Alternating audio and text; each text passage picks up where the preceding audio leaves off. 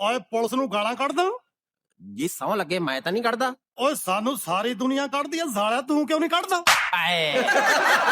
Advocate Dhillon ਨੇ ਕਾਲਾ ਕੋਟ ਐਵੇਂ ਨਹੀਂ ਪਾਇਆ ठंड लगती है ता पाया।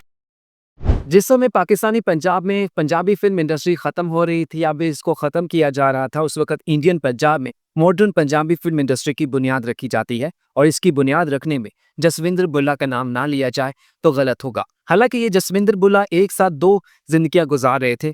कुछ लोगों की नज़र में ये एक स्टैंड अप कॉमेडियन थे, फिल्म्स में काम करते थे, कॉमेडी बनाते थे, लोगों को हंसाते थे, लेकिन उसी सेम समय पे जसविंदर बुल्ला एक यूनिवर्सिटी के प्रोफेसर थे, वहाँ पे लोगों को एजुकेट करते थे।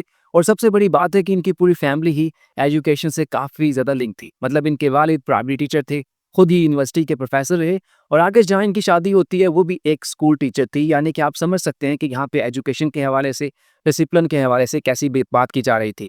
अगर इसको कंपेयर किया जाए किसी पाकिस्तानी मास्टर से तो आप इमेजिन नहीं कर सकते कि एक पाकिस्तानी एजुकेटेड फैमिली है जिनमें काफ़ी ज़्यादा डिसिप्लिन होता है, उनमें से कोई शख्स के कि उसने कॉमेडी करनी है, उसने स्टैंड अप कॉमेडियन बनना है, उसने फिल्म्स करनी है और सोसाइटी के बाद छोड़े उसकी फैमिली उसको एक्सेप्ट करने के लिए तैयार नहीं होगी। मतलब कि कुदरत की जानिब से कैसा इंतकाम है कि कल तक जो चीफ मिनिस्टर कॉमेडियंस को हिट करता था, आज वो एक कॉमेडियन उनमें से एक खुद चीफ मिनिस्टर की कुर्सी पे बैठा हुआ है।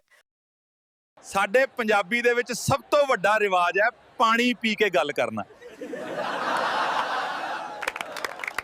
अस्सलामुअलैकुम, मैं हूं कासिम सलीम। पंजाबी फिल्म इंडस्ट्री के बहुत बड़े नाम जसविंदर बुल्ला 65 साल की उम्र में इंतकाल कर गए। उनकी हफ्ते वाले दिन इस नेचर को उनकी अंतिम संस्कार हो गया, जिसके बाद काफ़ी लोग अफसरदा हैं और पूरे पाकिस्तानी पंजाब हो, इंडियन पंजाब हो, बल्कि पूरी दुनिया में जहाँ जहाँ पंजाबी बोली जाती है वहाँ पे जसविंदर बुल्ला को ट्रिब्यूट पेश किया जा रहा है।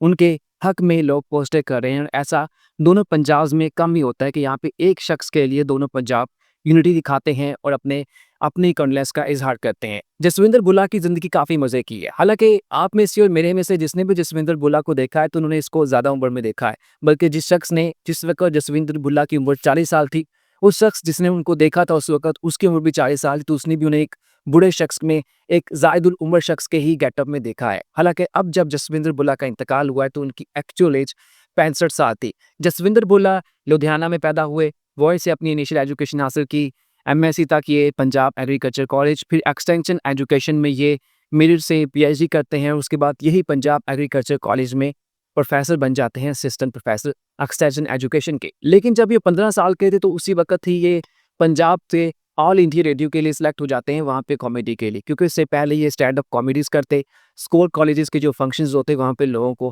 हंसाने का काम करते। जिससे एक चीज़ तो क्लियर हो चुकी है कि जसविंदर बुल्ला में ये जो कॉमेडी का टैलेंट था, जिनमें बाय नेचर था, बाय बर्थ थी, इनमें कुदरत की तरफ से अता कर दिया गया था। 1988 में जसविंदर बुल्ला जब यूनिवर्सिटी में पढ़ा रहे होते हैं तो उस वक्त ये अपने दोस्त के साथ मिलकर एक प्रोजेक्ट शुरू करते हैं, एक ऑडियो कैसेट का प्रोजेक्ट शुरू करते हैं जिसको इन्होंने शनकटा 88 के नाम से जारी किया। क्योंकि उस वक्त ज़्यादातर लोगों के पास टीवी नहीं था, ज़्यादातर जो इन्फॉर्मेशन को स्प्रेड करने का, बताने का बड़ा जरिया था वो रेडियो था या फिर टेप रिकॉर्डर थे। तो जसविंदर बुल्ला अपने दोस्त के साथ उस वक्त ऑडियो टेप रिकॉर्डर की मदद से एक पूरी शनकटा नाम की सीरीज बनाते हैं, जिसमें जो आपकी डेली रूटीन होती है, जो आपकी पॉलिटिक्स होती है, जो आपके एग्रीकल्चर प्रॉब्लम्स होती हैं, इनके मसाइल होते हैं, इनको एज ए कॉमेडी ये लोगों को बताने की कोशिश करते हैं। और ये 88 वही साल है जिस वक्त इंडियन पंजाब में काफ़ी अजीब उस वक्त प्रॉब्लम्स हुई थी। उस वक्त अगर ये कहा जाए कि इंडियन पंजाब में सिविल वॉर लगी हुई थी तो गलत नहीं होगा। लोगों को रोज़ वहाँ पे कुछ ना कुछ अजीब सुनने को मिल रहा था। तो उस वक्त जसविंदर बुल्ला का शनकटा नाम की एल्बम काफ़ी जल्दी वायरल हो जाती है और पूरे पंजाब में वायरल हो जाती है, इंडियन पंजाब में। हालांकि ये पंजाबी थी, पाकिस्तानी पंजाब में भी ये वायरल होनी चाहिए थी, लेकिन पाकिस्तानी पंजाब में इंडियन पंजाब से कनेक्ट होने का उस वक्त कोई बहुत ज़्यादा कोई अच्छा ज़राया नहीं था। आज तो कोई भी इंडियन फिल्म रिलीज़ होती है तो उसके साथ ही पाकिस्तान में चाहे सिनेमास की ज़ीनत ना बने, लेकिन फ़ौरन ही पाकिस्तानी लोगों के मोबाइल्स में आ जाती है। लेकिन उस वक्त इन दोनों के दरमियान कम्युनिकेशंस नहीं थी, बल्कि 1965 से लेके 2007-8 तक पाकिस्तान में कोई इंडियन फिल्म रिलीज़ नहीं होती थी। वैसे इंटरेस्टिंग चीज़ यहाँ पे ये है कि जिस वक्त 1988 में शनकटा आई, उससे पहले पाकिस्तान में जनरल ज़ियाउल हक के नाम से पाकिस्तान में सदर थे, डिक्टेटर थे, उनकी गवर्नमेंट थी। वो पाकिस्तान में एंटी इंडिया मसाइल को लेके काफ़ी बड़े नाम माने जाते थे, एंटी इंडिया पे काफ़ी बात की जाती थी। यहाँ पे इंटरेस्टिंग चीज़ यह है कि कहा जाता है कि वो खुद ऐवान सदर में इंडियन फिल्म्स को देखते थे। उनकी अपनी बेटी, जो कि किसी हद तक स्पेशल बेटी थी, उनकी बाय नेचर स्पेशल थी, तो वो खुद इंडियन एक्टर्स की फ़ैन थी। बल्कि सोनाक्षी सिन्हा के जो वाला जी थे, शत्रुघ्न सिन्हा जी, वो उनको अपना भाई कंसीडर की जाती करती थी। और आज भी जो सोनाक्षी सिन्हा है वो इनकी जो मतलब जनरल ज़िया की बेटी को अपनी पुप्पी जान कहती हैं। खैर ये एक अलग स्टोरी है। तो वहाँ से शनकटा की शुरुआत होती है।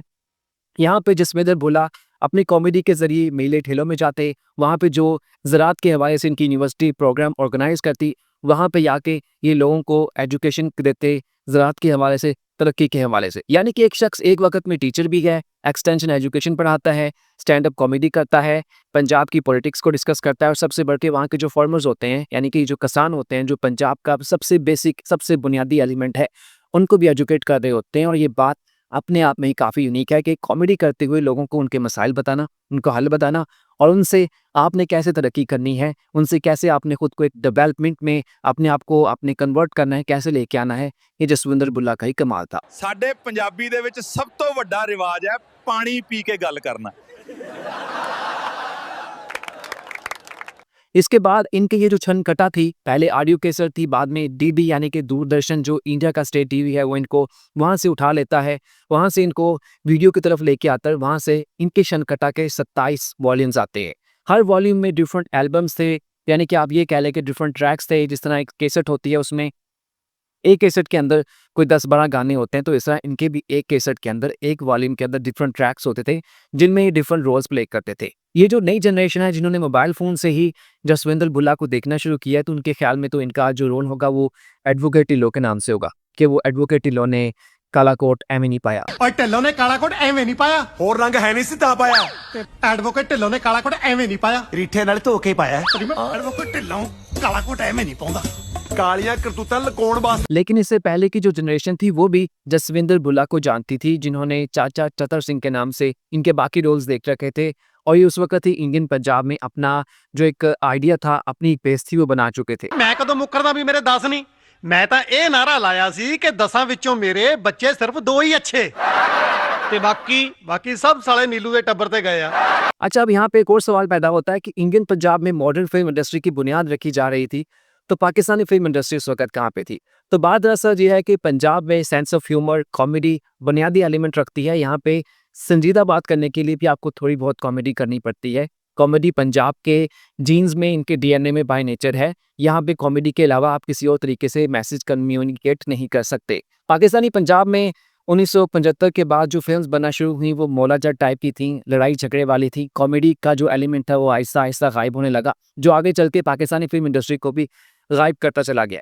और यही जो कॉमेडी का एलिमेंट था वो पंजाबी फिल्म इंडस्ट्री उठाती है। आप आज भी किसी भी पंजाबी फिल्म इंडस्ट्री को देख लें, पंजाबी फिल्म इंडस्ट्री की किसी भी फिल्म को देख लें, अभी तो ये मल्टी मिलियन या फिर मल्टी बिलियन डॉलर्स की इकॉनमी है पंजाबी फिल्म इंडस्ट्री। तो यहाँ पे सबसे ज़्यादा जो फोकस किया जाता है वो कॉमेडी पे किया जाता है। मतलब पंजाब की जो इंडियन पंजाबी फिल्म्स होगी उनमें लड़ाई को ज़्यादा फोकस नहीं किया जाता, फाइटिंग के सीन ज़्यादा नहीं होते, रोमांस वैसे ही पंजाब में बताने के हवाले से कुछ ऐसा है कि इसके ऊपर ज़्यादा फोकस नहीं कर सकते। तो यहाँ पे एक एलिमेंट होता है वो है कॉमेडी। आज भी जितनी भी पंजाबी फिल्म्स उठा के देख लें उसमें तकरीबन 85% जो उसका एक मरकज़ी नुक्ता होता है वो कॉमेडी होता है।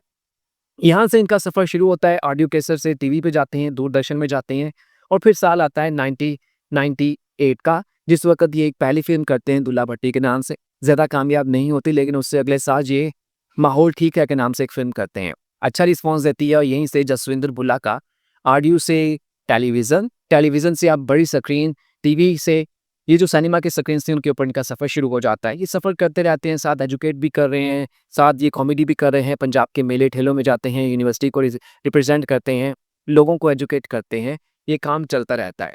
लेकिन फिर 2007 या 8 के बाद पंजाबी फिल्म इंडस्ट्री का जो एक्चुअल मॉडर्न एरा थी उसकी बेस बन चुकी थी, जो कि जसविंदर भुल्ला बाकी जो फिल्म इंडस्ट्री के जो बड़े छोटे नाम थे वो बनाते हैं। उस वक्त पंजाबी फिल्म इंडस्ट्री में 4 ऐसे लोगों का बाकायदी शुरुआत होती हैं जो आगे चल के पंजाबी फिल्म इंडस्ट्री की बुनियाद रखते हैं, टेक्निकली इसको अरूज पे लेके जाते हैं। जसविंदर भुल्ला इसकी बेस रखते हैं, बुनियाद रखते हैं, इनके जो बाकी साथी होते हैं, और इस बुनियाद के ऊपर एक बड़ा जो बुर्ज खलीफा है उसकी बनाने की बुनियाद टेक्निकली 4 लोग रखते हैं, जिसमें अरमिंदर गिल की बात की जाती है, गिप्पी ग्रेवाल की बात की जाती है, दिलजीत दोसांझ की बात की जाती है और बिन्नू ढिल्लों की बात की जाती है। इसमें करमजीत अनमोल हैं, बाकी स्टार्स भी हैं, लेकिन ये जो मैं 4 स्टार्स की बात कर रहा हूँ ये बुनियादी बेसिक थे। इन लोगों ने फिल्म बनाना शुरू की, इन फिल्म्स के बेसिस पे ही इन्होंने मॉडर्न टेक्निक्स को अपनाया, मॉडर्न जो म्यूज़िक इंस्ट्रूमेंट्स थे, मॉडर्न जो म्यूज़िक के जो नई जनरेशन को काबू करने के लिए, उनको फैसलाने के लिए, उनको बताने के लिए था, वो सारे यूज़ की और इसमें जसविंदर बुल्ला का रोल भी आता है। टेक्निकली पंजाबी फिल्म इंडस्ट्री की पहली जो सुपर डुपर फिल्म अगर आप कह सकते हैं तो वो एडवोकेट ढिल्लों की ही वो फिल्म थी, कैरी ऑन जट्टा। इस फिल्म ने पंजाब को, पूरी पंजाबी लैंग्वेज को, पंजाबी फिल्म्स को पूरी दुनिया में प्रमोट किया। ना सिर्फ पंजाबी ने बल्कि पंजाबियों के अलावा जो बाकी लोग भी पंजाबी को अंडरस्टैंड करते थे उसने भी इस फिल्म को एंजॉय किया, इससे काफ़ी महसूस हुई। और वहीं से नई जनरेशन में जसविंदर बुल्ला का एक नया नाम भी आता है। पुरानी जनरेशन इनको चाचा चतर सिंह के नाम से जानती थी, लेकिन नई जनरेशन इनको अब एडवोकेट ढिल्लों के नाम से भी जाने लगी, जिनका तकिया कलाम था एडवोकेट ढिल्लों ने काला कोट एम नहीं पाया। ਕਾਲਾ ਕੋਟ ਐਵੇਂ ਨਹੀਂ ਪਾਇਆ। ਵਕੀਲਾਂ ਦੀ ਯੂਨੀਫਾਰਮ ਮੈਂ ਤਾਂ ਪਾਇਆ ਐਡਵੋਕੇਟ ਢਿੱਲੋਂ ਨੇ ਕਾਲਾ ਕੋਟ ਐਵੇਂ ਨਹੀਂ ਪਾਇਆ। ਉਹ ਤਾਂ ਜੱਜ ਦੇ ਬਿਨਾਂ ਅੰਦਰ ਨਹੀਂ ਵੜਨ ਦਿੰਦਾ ਤਾਂ ਪਾਇਆ। ਐਡਵੋਕੇਟ ਢਿੱਲੋਂ ਨੇ ਕਾਲਾ ਕੋਟ ਐਵੇਂ ਨਹੀਂ ਪਾਇਆ। उसके बाद जट एंड जूलियट आती है, सरदार जी आती है, स्टूपिड 7 के नाम से बहुत सी ऐसी फिल्म्स आती हैं जिसमें जसविंदर बुल्ला अपनी एक्टिंग जारी रखते हैं। क्योंकि पाकिस्तान इंडिया में 60 साल की एज है, ये कंसीडर की जाती है रिटायरमेंट की एज। तो 1960 में इनकी पैदाइश हुई, 2020 में इनकी रिटायरमेंट की एज पूरी हो जाती है। ये अभी भी बाद में भी कहते रहे कि इनका काफ़ी दुख है, इनका गम है कि इनको जो उनका फेयरवेल पार्टी थी, जो इनकी अलविदाई पार्टी थी, वो उनको नहीं दी जा सकी, क्योंकि तकरीबन इन्होंने 32 से 33 साल एक यूनिवर्सिटी में, एक ऑर्गेनाइजेशन में, एक इदारे में टाइम गुजारा। जब इनके फेयरवेल का इनका एक ऐसा टाइम आता है तो उस वक्त पूरी दुनिया में लॉकडाउन था, जिसकी वजह से मई 2020 में इनको वो फेयरवेल नहीं मिल सका, जिसका शायद इन्होंने काफ़ी अरसे से इंतज़ार करके रखा हो। और टेक्निकली एक ऐसा शख्स जो कि मेले ठेलों को पसंद करता है, स्टैंड अप कॉमेडी करता है, बड़ी बड़ी मजमों को हंसाने का काम करता है, जब उसका एक स्पेशल इवेंट है जिसमें ज़्यादा फोकस उसके ऊपर किया जाए, वो उसको नहीं मिल पाता तो उसकी प्रॉब्लम होती है। अच्छा, अब यहाँ पे जो मेन चीज़ है वो ये कि इनकी सडन डेथ कैसे हो गई, इनको अचानक से प्रॉब्लम कैसे हो गई। इनके मुतालिक बड़े बड़े पंजाबी फिल्म इंडस्ट्री के लोग कहते हैं कि इनका नाम ही हमने चाचा मठियाई रखा हुआ था, क्योंकि ये सेट के ऊपर बहुत ज़्यादा मठियाई खाते थे, जिसकी वजह से इनको डायबिटीज़ हो गई, प्रॉब्लम हो गई। बाद में जब ये किसी भी शूटिंग के लिए आते तो पाबंदी लगाई जाती थी इनके घर वालों की तरफ से, कहा जाता था डायरेक्टर प्रोड्यूसर को, बाकी एक्टर्स को, कि इनको वहाँ मीठा नहीं खाने देना, इनको वहाँ पे कोई फ्राइड, ये जो तली हुई चीज़ें होती हैं ये खाने नहीं देनी, क्योंकि ये इनकी हेल्थ के लिए हानिकारक है। रोका भी जाता है, उसके क्लिप्स वायरल भी होते हैं, कहीं पे इनको छोले भटूरे खाते देखा जाता था, कहीं पे इनके हाथ से कि पी गिरबाल बाकायदा बिस्किट्स जो हैं वो छीन रहे होते थे, क्योंकि ये इनकी हेल्थ के लिए डेंजरस थे। साथ ही इनको ब्लड प्रेशर का भी इशू हो गया, और ये इनकी प्रॉब्लम चल रही थी, इनको ब्रेन स्ट्रोक होती है, यानी कि इनके दिमाग में खून जमा हो जाता है। पहले ठीक किया जाता है, लेकिन पिछले हफ्ते को बुधवार दिन इनको दोबारा से ब्रेन स्ट्रोक होती है, और इस बार काफ़ी ज़्यादा खून जो है इनके दिमाग में जमा हो जाता है। टेक्निकली पिछले बुधवार को ही बता दिया गया था कि जसविंदर बुल्ला को फिलहाल बचाया नहीं जा सकता, क्योंकि इनके ब्रेन में इस कदर ब्लड जमा हो चुका है कि ऑपरेट नहीं किया जा सकता, सर्जरी नहीं की जा सकती, और टेक्निकली ये उस वक्त इनका जो इंतकाल है वो हो चुका था। बस ऐलान इनका जुम्मेवार दिन रात को सुबह के वक्त 4:30 बजे किया जाता है कि अब वो इस दुनिया में नहीं रहे। जिसके बाद पाकिस्तानी पंजाब हो, इंडियन पंजाब हो, पूरी दुनिया में जहाँ जहाँ पंजाबी बोली जाती है वहाँ इनको अप्रिशिएट किया गया, वहाँ इनकी बात की गई, इनको माना गया कि वाकई बड़ा नाम थे, और नो डाउट बड़ा नाम थे। क्योंकि पाकिस्तान में तो कॉमेडी की अगर आप बात की जाए तो ऐसी कॉमेडी अब ख़त्म होती जा रही है, जैसे जसविंदर बिल्ला कहते थे, पाकिस्तान में तो आप पॉलिटिकल कॉमेडी नहीं कर सकते। यहाँ पे एक मैं पॉइंट मिस कर रहा हूँ, वो ये है कि अब एक ऐसा महान शख्स है, एक ऐसा शख्स जिसने पंजाबी इंडस्ट्री को पूरी दुनिया में इंट्रोड्यूस करवाया, तो क्या उसके कभी फड्डे नहीं हुए होंगे? क्या उसने इतनी पॉलिटिकल बातें की हैं तो क्या नेता लोग उससे नाराज़ नहीं होंगे? तो बिल्कुल ऐसा हुआ है। तकरीबन आज से 20 साल पहले इन्होंने एक कॉमेडी की, कुछ ऐसी बातें की जो उस वक्त की पंजाब के चीफ मिनिस्टर हैं उनको बुरी लगी। ये इनकी यूनिवर्सिटी के वाइस चांसलर को कॉल करते हैं और कहते हैं कि जसविंदर बुल्ला को सस्पेंड कर दिया जाए, क्योंकि वो उनसे खुश नहीं है। इस बात को लेकर वाइस चांसलर इनकार कर देते हैं, और वहाँ से पंजाबी कॉमेडियन और विशेष पंजाब गवर्नमेंट के दरमियान एक इनकी लड़ाई शुरू होती है, जो कि बयानबाजी से लेके आगे तक चलती है, और ये कुछ अरसा चलती भी है, जिसको काफ़ी मशहूरी मिलती है, काफ़ी उसका नाम मिलता है। बाद में पंजाब हुकूमत अपने घुटने टेक देती है, चीफ मिनिस्टर इस बात से पीछे हट जाते हैं। लेकिन इंटरेस्टिंग चीज़ है कि उस वक्त जसविंदर बुल्ला का बाकी कॉमेडियंस ने भी साथ दिया था, जिसमें एक भगत मान भी थे। ये वही भगत मान है जो आगे चल के पंजाब के चीफ मिनिस्टर बन जाते हैं। मतलब कि कुदरत की जानिब से कैसा इंतकाम है कि कल तक जो चीफ मिनिस्टर कॉमेडियंस को हिट करता था, आज वो एक कॉमेडियन उनमें से एक खुद चीफ मिनिस्टर की कुर्सी पे बैठा हुआ है।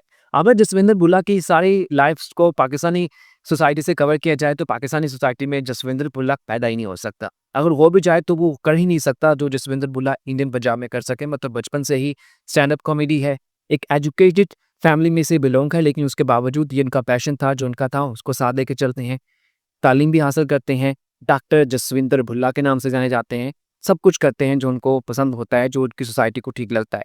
टेक्निकली उन्होंने पंजाबी सेवी के लिए, पंजाबी कल्चर के लिए बहुत काम किया है, मॉडर्न पंजाबी कल्चर बनाने में उन्होंने बहुत ज़्यादा काम किया है। अब यहाँ पे पाकिस्तानी सोसाइटी में भी है कि अगर आपने पाकिस्तान में पंजाबी फिल्म इंडस्ट्री को खड़ा करना है तो आपको कॉमेडी पे ही फोकस करना पड़ेगा। वो कि पाकिस्तान की जो पंजाबी इंडस्ट्री है इतनी बड़ी नहीं है और इतनी बड़ी हो भी नहीं सकती, क्योंकि इंडिया में जो पंजाबी फिल्म इंडस्ट्री है ना, अब कहा जाता है कि इंडिया में हर नौजवान जो है वो या तो कनाडा जाना चाहता है, अमेरिका जाना चाहता है, या फिर वो इंडिया में जाके सिंगर बनना चाहता है। सारे सिंगर्स बने हुए हैं और क्योंकि उनकी ज़्यादा जो बड़ी ऑडियंस है वो कनाडा में बाहर के लोगों में बैठी हुई है, वो वहाँ से स्पॉन्सर कर लेती है, उनको वहाँ बुलाती है, पैसे की वहाँ पे अच्छी खासी रेट है, तो वो बड़े बड़े प्रोजेक्ट कर सकते हैं। लेकिन अगर उसको पाकिस्तान से कंपेयर किया जाए ना, तो पाकिस्तान में ना तो इनके बड़े स्पॉन्सर हैं ना थे, क्योंकि एक वक्त था कि पाकिस्तान में stand up comedians European countries में जाके परफॉर्म करते थे, लेकिन अब क्योंकि उनके अपने सरदार भाई अच्छी कॉमेडी कर लेते हैं, काफ़ी मशहूर हैं, तो अब पाकिस्तानी कॉमेडियंस का भी ये जो एक एज था उनका वो अब कम होता जा रहा है।